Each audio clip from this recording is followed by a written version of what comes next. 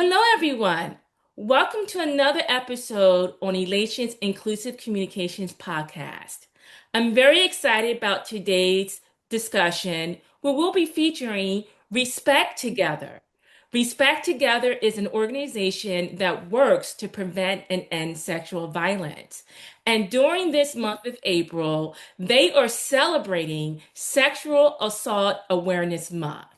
Today, we have two very important advocates, Laura Palumbo and Jayla Murdoch, who will be talking more about their work with Respect Together in the division of the National Sexual Violence Resource Center. Welcome, Laura and Jayla. So good to be here. Yeah, Hi, thank you so much for having us. thank you for being here. Yes, we're very excited. And I want to just really jump into it because we have a lot to cover today. So, Laura is the communications director at the National Sexual Violence Resource Center, where she's worked for more than 15 years leading national initiatives and award-winning public awareness campaigns. She works closely with national, regional, and local journalists as a trusted source for research, background, and commentary, helping to inform accurate and responsible news coverage on sexual assault. Jayla Murdoch is the prevention campaign specialist at the National Sexual Violence Resource Center, also known as NSVRC. And there she leads the National Sexual Assault Awareness Month, SAM, campaign. Her work bridges public health and strategic communications, advancing sexual violence prevention through public education, accessibility, and survivor support. So we're so happy to have you here today. Laura, won't you tell us a little bit more about the work that you do? Yes, so as you mentioned, I'm NSCRC's communications director.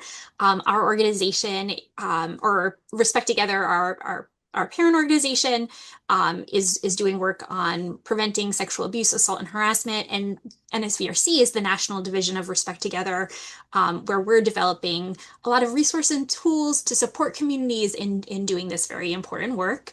And this year is my 15th. This is my 15th Sexual Assault Awareness Month since I've started at the Congratulations! CRC. Yes, so this is I've been involved now for a number of years, and it's still always exciting and special, especially this year since we've got our big milestone anniversary Yes. of 25 years. But yeah, and we do we one of the things, kind of unique to our communications work is we're trying to help people in the general public understand a topic that's pretty complex and has a lot of stigmas and barriers around talking about. So trying to make conversations around sexual abuse, assault, and awareness more approachable, and then also helping people to understand how we can create safer communities. Thank you, Laura. We're very excited to take a closer look at what you all are doing as is a direct alignment with what we talk about here on our Inclusive Communications podcast and creating safe spaces and elevating voices that are often underrepresented. So thank you. Jayla, why don't you tell us more about the work that you do? Yeah, of course. As you mentioned, I am the prevention campaign specialist at the National Sexual Violence Resource Center, and I am also on the communications team with Laura. So it is actually my fourth Sexual Assault Awareness Month, so I'm fairly new to the field, but I'm very grateful that I get to work with folks like Laura, who has been in this work for a very long time, and learning from them as well. So, with my fourth SAM being the 25th anniversary, and just leading up to this moment, it's been a great experience, especially being on the communications team. I get to see what folks are doing on social media nationally and how they are raising awareness within their own states and territories. And not just within April, but continuing those conversations past the Awareness Month.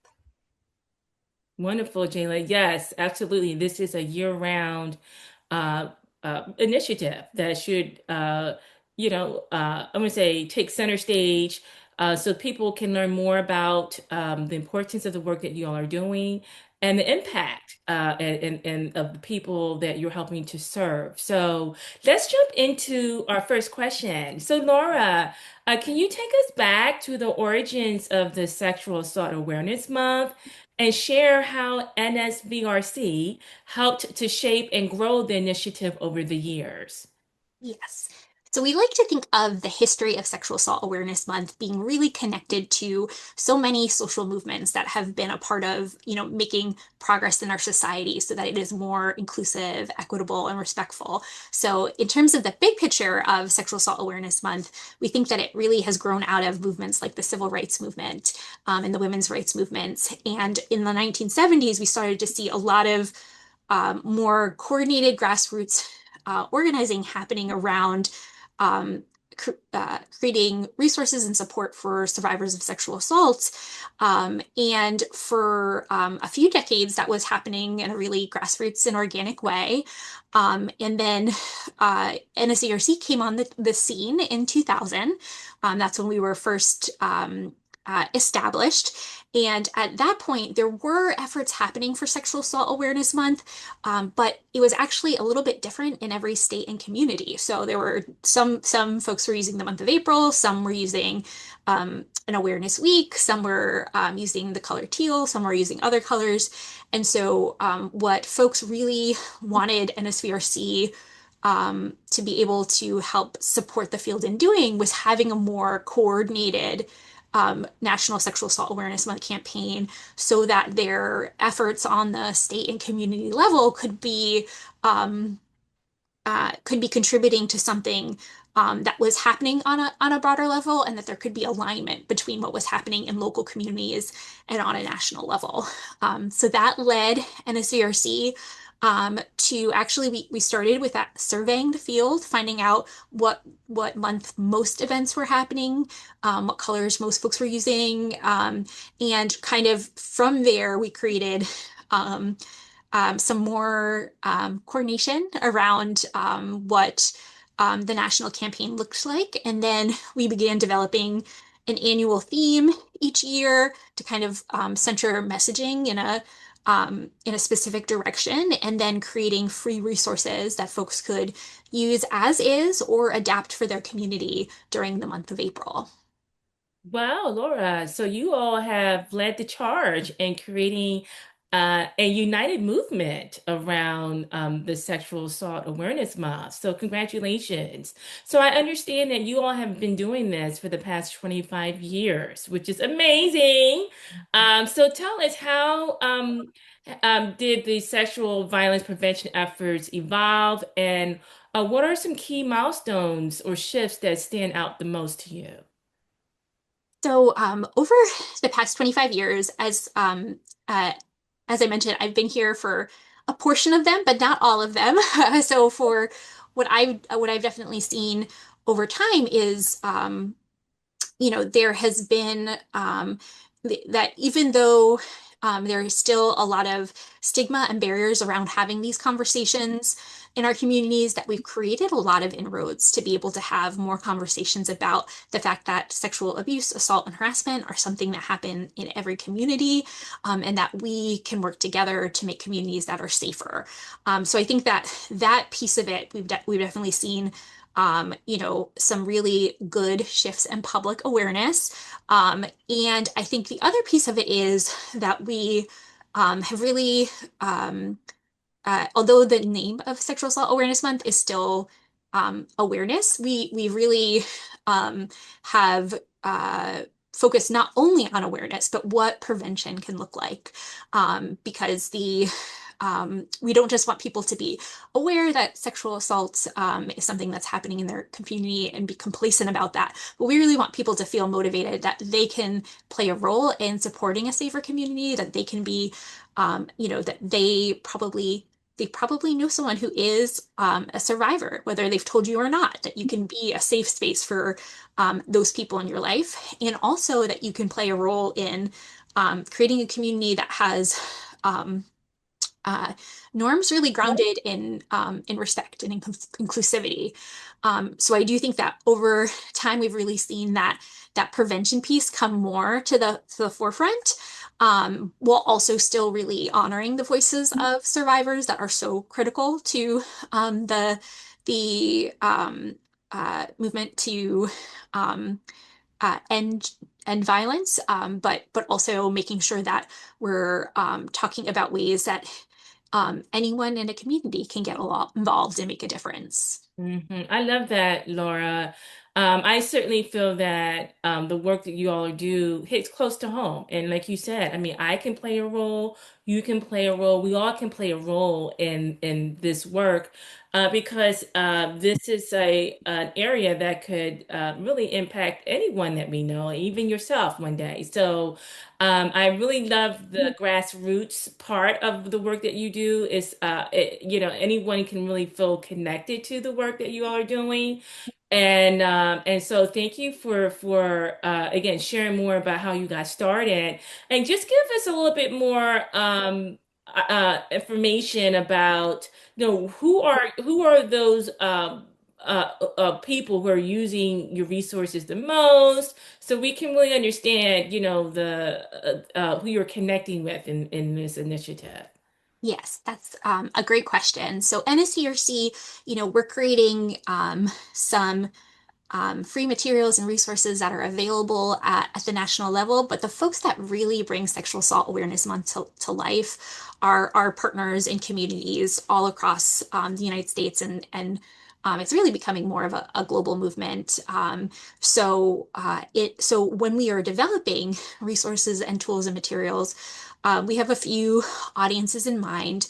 We have a lot of strong involvement from actually organizations that are working to support survivors and to bring prevention to life in their community. So that's a lot of rape crisis centers that are working on like the community level, the local level, but it's also a lot of state organizations, like state anti-sexual violence coalitions or state domestic and sexual violence coalitions that are working to coordinate the activities at a state level. There's also departments of health. There's a lot of involvement in SAM from universities, which has been great. Folks in the military get very involved.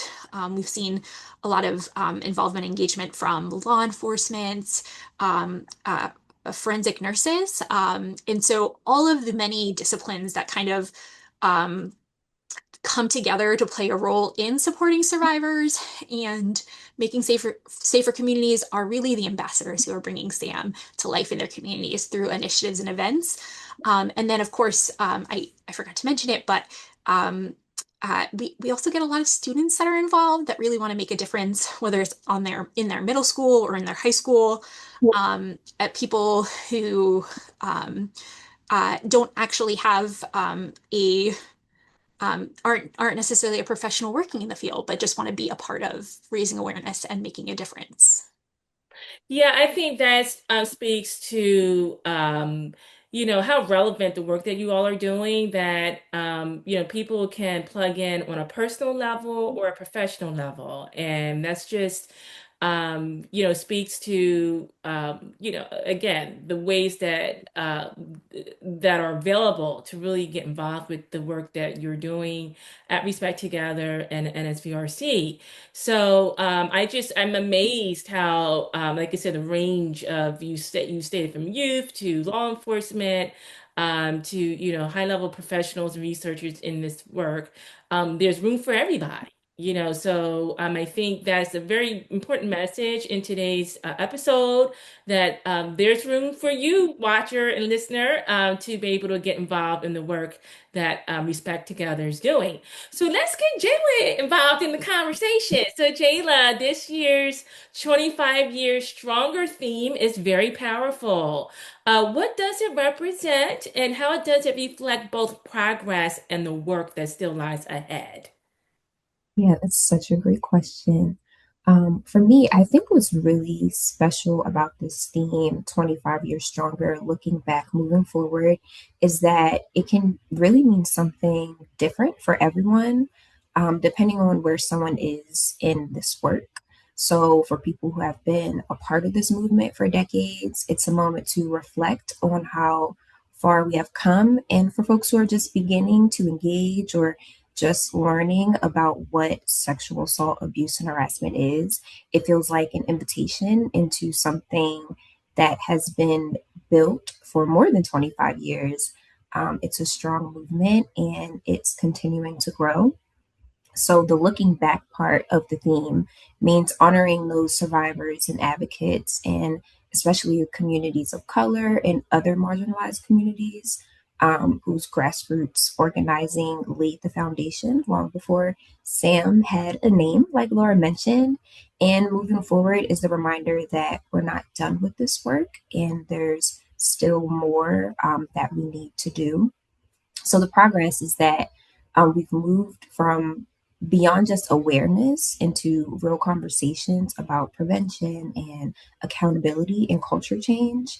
And the work ahead is making sure that recognition turns into everyday action, making prevention feel more practical for folks, community centered, and something that people see themselves being a part of, not just in the month, even though as NSBRC, we put out our materials in April, and we have our 30 Days of Sam, where folks participate in an Instagram challenge, and they share all these creative ways that brings a lot of awareness and a lot of conversations.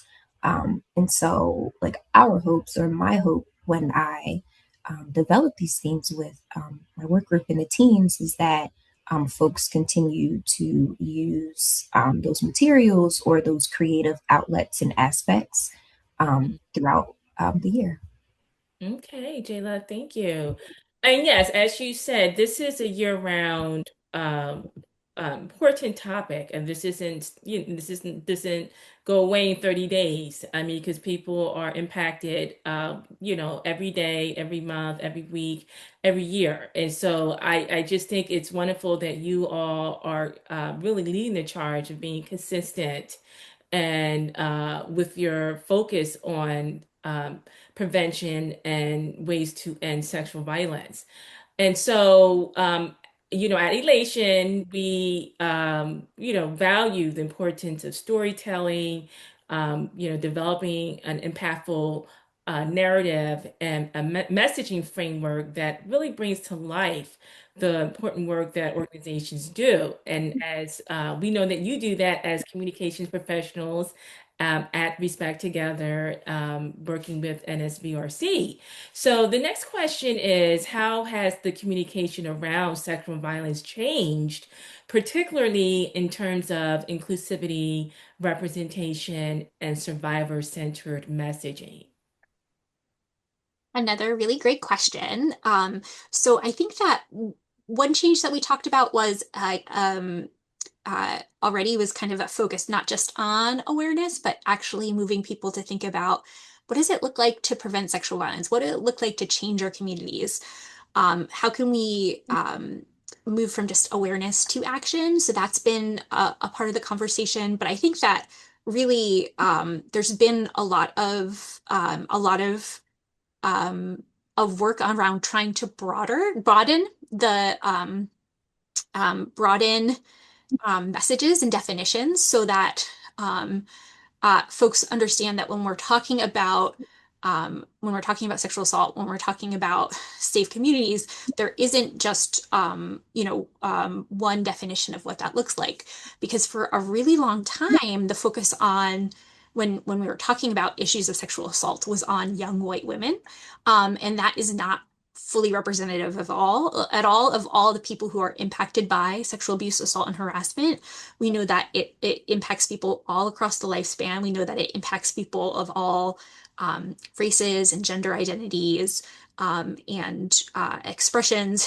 And then we know also too that people who have a marginalized identity, whether as a person of color or LGBTQ, are actually more likely to be uh, uh, to experience some form of sexual violence. So I think that that has been and continues to be an area where the movement is trying to make sure that we are broadening the language we use, broadening the visuals we use to represent our work, so that we are showcasing that this issue does not just impact women, that it does not just impact um, uh, um, uh, college students or um, adults, just kind of broaden the lens of who's being represented, and also try to really focus on communities that have been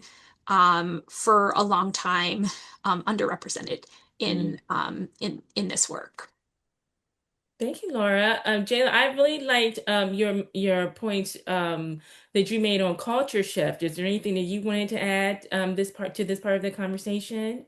So we're seeing these high profile cases in the media, and it becomes harmful for survivors because of some misinformation that spreads online during those times.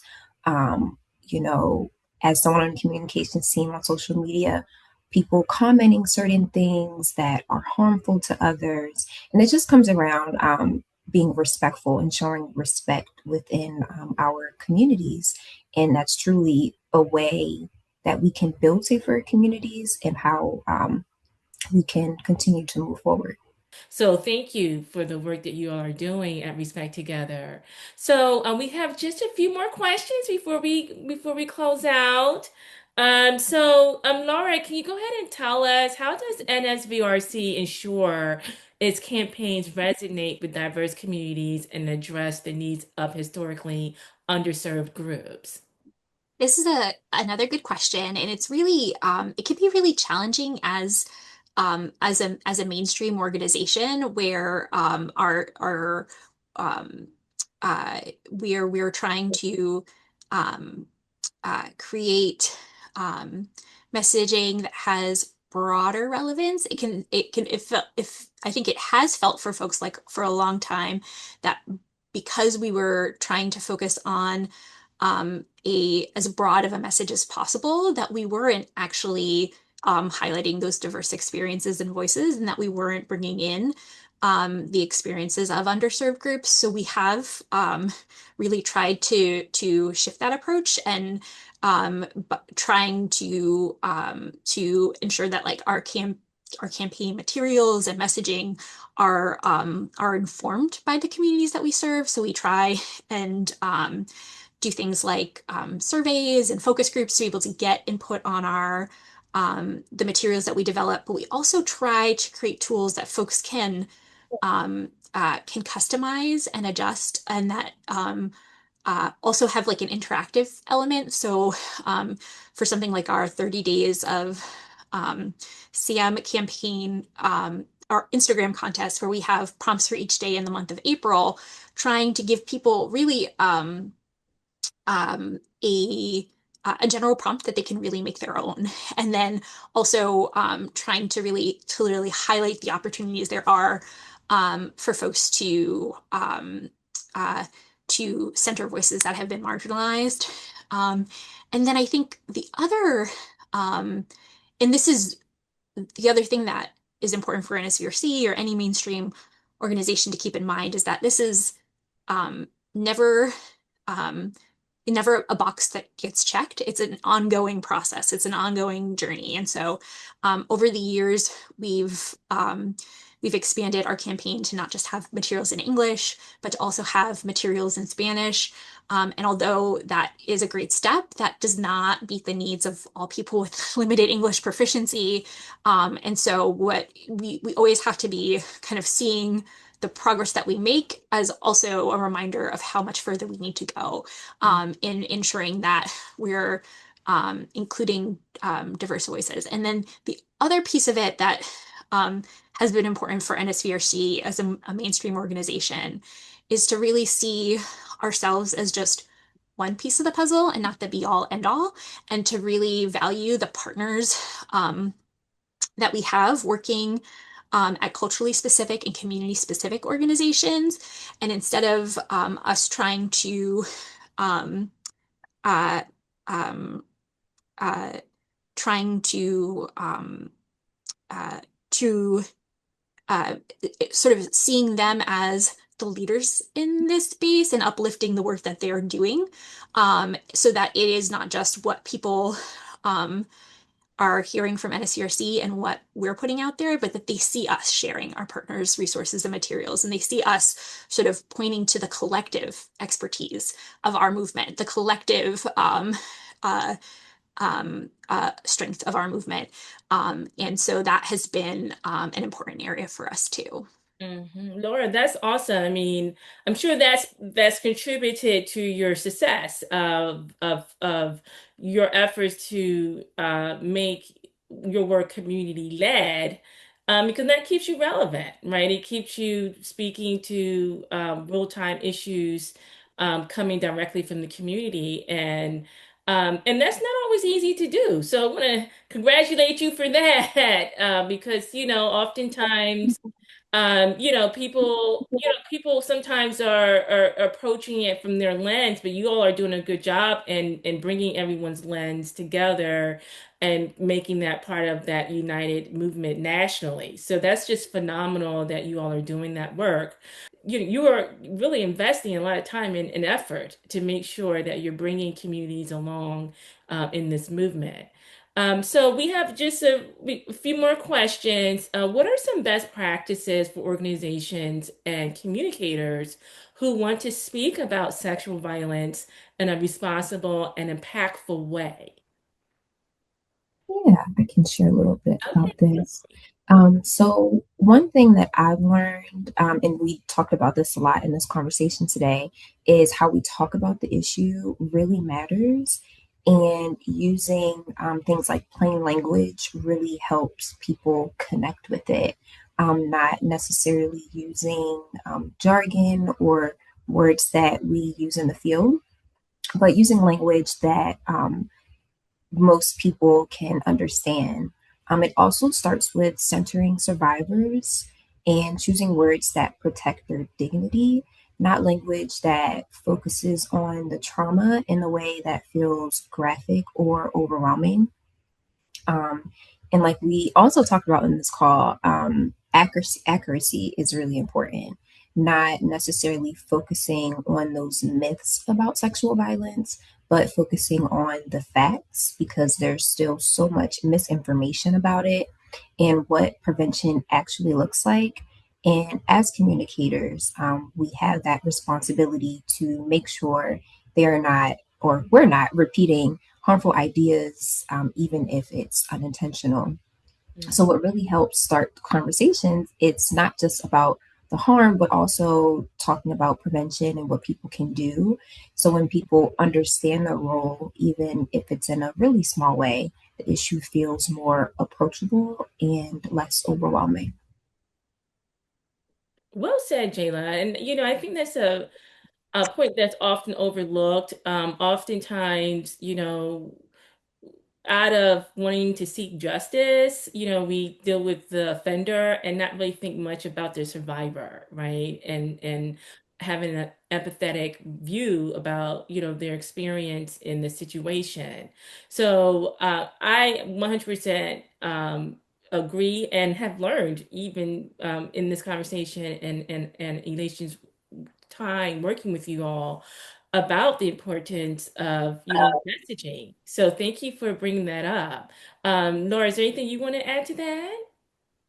I think that Dila did a great job. I think one thing that also comes to mind is that we're always trying uh, to keep at the core of our work that survivors of sexual assault are not a monolith. This is a really we cannot speak for them. We can talk about sort of some of what we hear from the ourselves as professionals working in this field and what we hear from our partners, but that we are never attempting to speak for or say that all survivors kind of have one singular point of view, because it is that sort of broad range of experiences and perspectives that is what makes our work so important, and it's also what makes our work more inclusive. And I think that too, um, we um, would just for people who are looking to talk about the topic of sexual assault, really knowing that whether or not someone has disclosed to you directly that they're a survivor does not that is that should not be expected. We should kind of move through life expecting that 1 in 3 of the female identified individuals and 1 in 6 of the male identified individuals that you're interacting with on a regular basis have had some experience um, of sexual assault. And so I think really moving through the world in a way where we think about what it means to be trauma informed is really valuable because people are not always um, uh, going to sort of let you know at the onset, give you a disclosure. That's not something that should be expected. We should really approach the conversation from the perspective that, like, if we're thinking about how we say this from in a trauma informed way, a way that respects the um, uh, a person's um, experiences of trauma, then we're putting together a more universal message than if we were to try and um, uh, um, move forward without that focus on being inclusive and informed for people's experiences of trauma. Well said, Laura. That is often brought up in our conversation on inclusive communications is just practicing mindfulness because, you know, outside of yourself, there is always difference with whoever the other person is in the room, and you never know what kind of experiences they've had, right, and what they represent sitting in that seat. And so, just thinking beyond yourself and being more mindful that hey, people bring all kinds of experiences to the table, and being more sensitive to that in general is a practice that we promote here on this podcast, and that really helps to create inclusive spaces. So looking ahead, what does the future of sexual violence prevention and awareness look like, and how can partners and advocates play a meaningful role? Yeah. So for me, the future for prevention has to be more community driven. So like institutions like schools and workplaces, they matter, of course, but I feel like the lasting change really happens in our everyday relationships and interactions. Prevention should feel like part of how we treat each other in our communities, showing up for one another, showing respect, and it doesn't have to feel like something that's distant or overly formal. Even just checking on your family member or checking on your friend is really important. I also really appreciate that one of our weekly themes this year is envisioning the future, which focuses on engaging a new generation. And it speaks to the fact that young people are already shaping the culture now in real time. And I think part of the work with moving forward is asking how do we bring them into the movement in meaningful ways, or how we better support what they're already doing in their circles and own communities, not by starting from scratch, but by listening, making space, and building on what's already happening. And for partners and advocates, the meaningful role is just showing up and, like we've been saying, not just in April, and carrying these conversations into spaces where culture is shaped. Okay, so tell our viewers how can they connect with Respect Together and access resources to help promote Sexual Assault Awareness Month. Yes. So Respect Together's website is respecttogether.org. And from Respect Together's website, you'll see some information about the National Division, NSVRC. but you can also go directly to NSVRC's website, which is nsvrc.org. And under /SAM is where we have all of our Sexual Assault Awareness Month materials. And NSVRC is on, and Respect Together. Look for us on social media at Respect Together org and then at NSVRC. And we use the hashtags hashtag SAAM and SAM 2026 when we're posting about our materials. Is there anything I missed, Jayla? No, I think you covered it. I think you covered it. There's so many great things on our website. We have graphics, we have Zoom backgrounds, like Laura is using one now. We have, again, so many great resources. This year, we introduced a timeline of Sexual Assault Awareness Month. So it highlights all 25 of the Sexual Assault Awareness Month campaigns, and it also highlights the roots of the movement. So, looking back to Rosa Parks and what she was doing then to bring us to what we're doing now. So, it's really great information that you all should check out. Well, thank you, Lauren, Jayla, for joining us today. This has just been such a rich and insightful conversation. Elation is very proud to be a partner with Respect Together and a supporter of your work to prevent and end sexual violence. We too will be publishing content around the Sexual Assault Awareness Month to help spread the word to our community. And we hope to have you back soon to continue the conversation. As communicators, I know you also practice inclusive communications. So there's always room to continue the conversation on this podcast. So hopefully we'll see you again soon. And to our viewers, you can learn more about our podcast on inclusive communication and in general about Elation Communication at elationcommunications.com.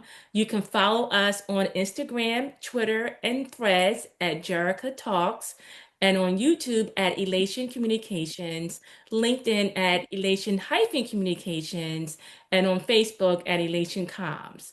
And until next time, become an inclusive communicator. Thank you.